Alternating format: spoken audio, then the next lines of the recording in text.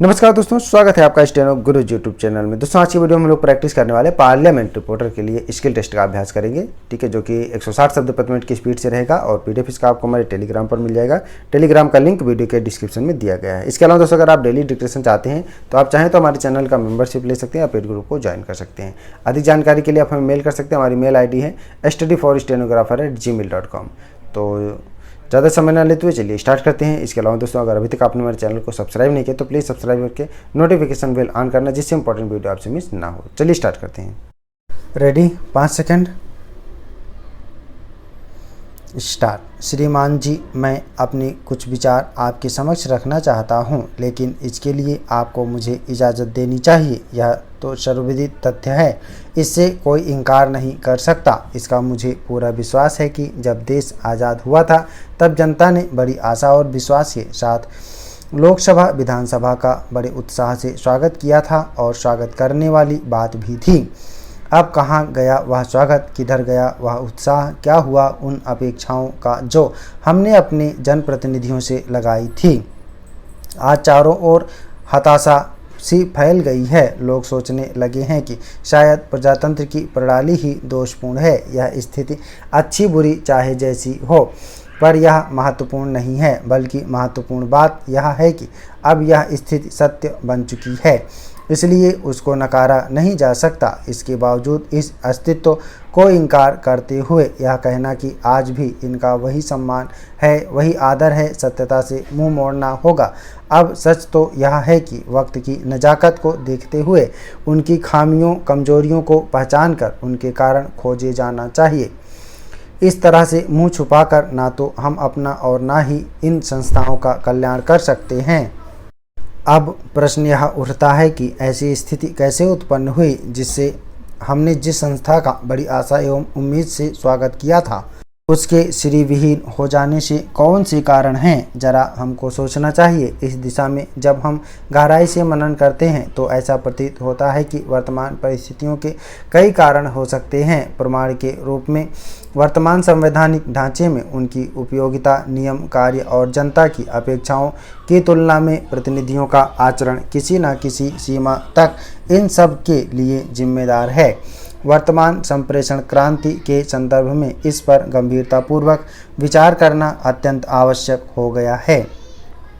सबसे पहले तो मैं यही व्यक्त करना चाहूँगी कि हमें संवैधानिक ढांचे में विधानसभा के स्थान के बारे में गंभीरता से विचार करना चाहिए, क्योंकि हमारे संवैधानिक ढांचे में संसद मुख्य केंद्र बिंदु पर है। हमारे देश के जितने भी मुख्य कार्यकलाप हैं उनका नीति निर्धारण केंद्र से होता है, चाहे औद्योगिक नीति हो, कृषि नीति, चाहे शिक्षा नीति हो, स्वास्थ्य नीति, इनका निर्धारण संसद से होता है। योजना आयोग इसकी मुख्य संस्था रहती है। कहने को तो योजना का अंतिम निर्णय राष्ट्रीय विकास परिषद करती है, जिसके सदस्य सभी राज्य के मुख्यमंत्री होते हैं, परंतु वास्तविकता तो यह है कि योजनाएं प्रधानमंत्री और उनके सहयोगी मंत्रियों के द्वारा बनाई जाती है। चाहे सवाल नेहरू कालीन समाजवादी अर्थव्यवस्था का हो, चाहे नवीन प्रौद्योगिकी या टेक्नोलॉजी, चाहे फिर शिक्षा प्रणाली, इनका निर्धारण मंत्रिमंडल द्वारा होता रहा है। यद्यपि राज्य के मुख्यमंत्री मात्र सम्मानित सभासद के रूप में अपनी सहमति दर्ज कराते आए हैं। हुआ वही जो केंद्र सरकार ने चाहा, इसके विपरीत कुछ भी नहीं हो सका था। चूँकि राज्यों के पास विशेषज्ञ का वह अमला नहीं है जो केंद्र सरकार के पास है, न राज्यों के पास अन्य देशों अथवा अंतर्देशीय राज्य संस्था के संपर्क सूत्र हैं, और न ही कर लगाने के वैसे साधन जैसे केंद्र के पास उपलब्ध हैं। जहां तक कि करारोपण के महत्वपूर्ण साधन केंद्र के पास हैं। केंद्र यदि चाहता है तो अपनी मर्जी से कुछ राशि राज्य सरकारों की झोली में डाल देता है। इसी प्रकार से विदेशों से लिया गया सारा कर्ज अपनी इच्छा से देता है। मनुष्य ने मानवता का विकास बाद में किया, उसके पहले ही उसमें अपने अधिकार के लिए संघर्ष शुरू हो गया था। चूँकि मानव एक सामाजिक प्राणी है और समाज सरल रूप में व्यक्तियों का समूह, प्रकृति के इस समूह में भिन्न भिन्न प्रवृत्ति और स्वभाव के लोग होने के कारण उनके विचार, भावना, संवेदना में भिन्नता होती है। आरंभ में व्यक्ति अपने विचारों को समाज में अभिव्यक्त करता है, यह उसका अधिकार है, किंतु धीरे धीरे उसके वैचारिक स्वभाव में एक विचार यह भी आता है कि उसके भाव, विचार और अनुभव सर्वश्रेष्ठ हैं। इसी कारण व्यक्ति में यह भावना प्रबल होने लगती है कि वह समाज का नेतृत्व करे, क्योंकि दूसरों के विचार और स्थिति उसकी अपेक्षा तुच्छ और अनुच्च है। मैं समझता हूँ नेतृत्व की भावना का विकास व्यक्ति के विचारों से होता है, फिर व्यक्ति, समूह, संप्रदाय, प्रांत, राज्य, राष्ट्र और विश्व उसके आगामी लक्ष्य होते हैं। समाज की व्यवस्था का संचालन करने की प्रक्रिया से ही अधिकारों के हनन की परिपाटी का निर्माण होता है। आज यही भावना विश्व के कुछ देशों में अहंकार के रूप में विकसित हो चुकी है कि वे विश्व व्यवस्था का संचालन कर सकते हैं, क्योंकि उनके पास शक्ति, समृद्धि और अधिकार हैं। जब किसी के पास अधिकार बढ़ते हैं तो किसी न किसी के अधिकार कम होते हैं। नेतृत्व एक ऐसा अधिकार है और ये अधिकार समूह के किसी एक व्यक्ति को ही मिल सकते हैं, अर्थात एक से एक के अधिकार बढ़ने से समूह के अन्य व्यक्तियों के अधिकार कम हो जाते हैं। ऐसी स्थिति में मानव अधिकार का हनन तो होता ही है। विश्व देशों के समुदाय में आज भी अधिकारों के असंतुलन की स्थिति बनी हुई है। जो धनी है, विकसित है, उसके पास ज़्यादा अधिकार है।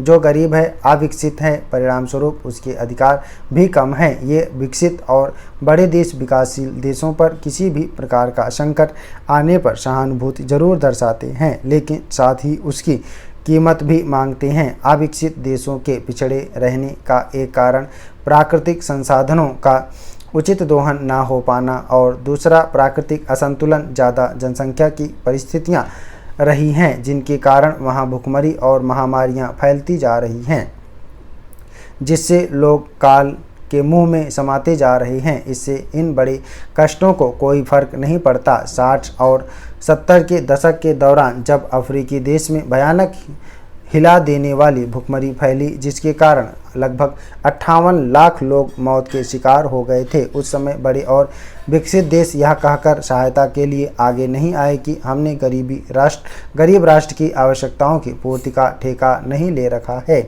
वे स्वयं मेहनत कर विकसित हो जाएं। सहायता न करने के कारण यह था कि अफ्रीकी देश एक ऐसा देश है जो बड़े राष्ट्रों की सहायता की कीमत चुका पाने में असमर्थ था। एक देश की स्थिति 1991 में ऐसी थी कि 3.5 लाख लोग दाने दाने को तरसते हुए मर गए, किंतु बड़े राष्ट्रों ने अंतर्राष्ट्रीय बाजार में खाद्यान्न मूल्य में संतुलन बनाए रखने की दृष्टि से अरबों खरबों टन अनाज समुद्र की गर्त में डुबो दिया। इन घटनाओं के अनैतिक, अमानवीय नीतियों के क्रियान्वयन ने सिद्ध कर दिया है कि मानवीय सहायता की प्रक्रिया में संवेदनशीलता शेष नहीं रही है, जबकि मानवाधिकारों का बोध संवेदनशीलता से ही होता है। इसके विपरीत इन संकटों का राजनीतिक फायदा उठाया ही जाता है। माननीय उपाध्यक्ष महोदय, मैं इस विधेयक का हृदय से समर्थन करता हूं। यह विधेयक मेरी राय में बहुत पहले आ जाना चाहिए था, लेकिन यह बहुत समय बाद आया। मुझे इसकी बेहद खुशी है। हमारे देश के कुछ भागों में अंग्रेजी बोलने वाले ज़्यादा क्यों हैं, इस बात पर गौर किया जाना चाहिए। आपने जो कुछ प्रयत्न हिंदी के विकास के लिए किए और हमारी सरकार की तरफ से जो कुछ प्रयत्न इसके विकास के लिए किए जा रहे हैं, वह सराहनीय रहे हैं। हमारे संविधान में यह स्पष्ट रूप से कहा गया था कि इस देश की राजभाषा हिंदी होगी। उसके लिए यह तय किया गया था कि 15 वर्ष की अवधि के भीतर विकास किया जाए। मुझे आशा है कि हिंदी का प्रचार और प्रसार इतना अधिक हो जाएगा कि इसको राजभाषा बनाने में कोई कठिनाई नहीं होगी। महोदय, हम शहर वालों से तो वे गांव के लोग, वे कृषि कार्य करने वाली देहाती महिलाएं, वे झुग्गियों में रहने वाले छोटे छोटे बच्चे ठीक हैं, जो हिंदी में बातें करते हैं, हिंदी बोलते हैं एवं हिंदी लिखने और हिंदी सीखने का प्रयास करते हैं। हम कहते हैं कि तुमसे तो वे लोग जो खेती किसान का कार्य करते हैं, ट्रैक्टर चालू करते हैं, हल जोतते हैं, खेत में बेहतर बीज बोकर फसल तैयार करते हैं, देश में अच्छा गन्ना पैदा करते हैं। वे अपने बच्चों को हिंदी माध्यम की सरकारी स्कूलों में प्राथमिक शिक्षा प्राप्त करने के लिए भेजते हैं। यही तो इस देश के असली कर्णधार और देशवासी हैं। आपको यह जानकर बड़ा ताज्जुब होगा कि एक गांव में के पढ़े लिखे गरीब हिंदी भाषी किसान के देहाती बच्चे ने संस्कृत और हिंदी के माध्यम से महत्वपूर्ण शिक्षा प्राप्त कर अखिल भारतीय प्रशासनिक सेवा परीक्षा उत्तीर्ण करने का गौरव प्राप्त किया। इसके ठीक विपरीत आप शहर वालों को ले लीजिए, वह अपने बच्चों को हिंदी माध्यम के स्कूल में दाखिला न दिलाकर अंग्रेजी माध्यम के प्राथमिक विद्यालयों में भर्ती कराते हैं। क्या यह कभी हो सकता है कि विदेशी भाषा अपनी मातृभाषा हो? बच्चा जब पैदा होता है तो वह कुछ वर्ष बाद ही उसके मुंह से हिंदी भाषा तथा हिंदी के शब्द ही निकलते हैं। हर देश की मातृभाषा वही होती है जो पहली बार उसके मुंह से बाहर आती है। जो भाषा उसके मुंह से बाहर आती है वही देश की भाषा होती है। फिर हमारे देश के नागरिकों की समझ में यह बात क्यों नहीं है?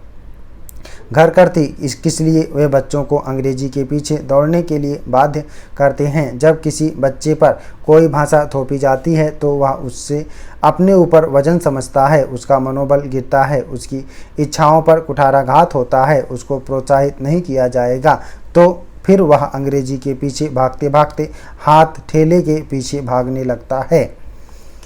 स्टॉप। ओके दोस्तों, आप लोग इसको प्रैक्टिस करिए। सभी लोग मैटर को प्रैक्टिस और ट्रांसक्राइब करेंगे। 160 शब्द प्रति मिनट की स्पीड से है। उम्मीद है कि दोस्तों वीडियो आपको पसंद आया होगा, तो वीडियो को लाइक कर देना, और अगर अभी तक आपने हमारे चैनल को सब्सक्राइब नहीं किया तो प्लीज़ सब्सक्राइब करके नोटिफिकेशन बेल ऑन करना। और दोस्तों, अगर आप डेली डिस्कशन चाहते हैं तो आप चाहें तो चैनल का मेंबरशिप ले सकते हैं या हमारे पेड ग्रुप को ज्वाइन कर सकते हैं। अधिक जानकारी के लिए आप हमें मेल कर सकते हैं। हमारी मेल ID है studyforstenographer@gmail.com। अपना बहुमूल्य सुझाव में कमेंट बॉक्स में जरूर देना। वीडियो को पूरा देखने के लिए बहुत बहुत धन्यवाद। Thanks for watching. जय हिंद, जय भारत।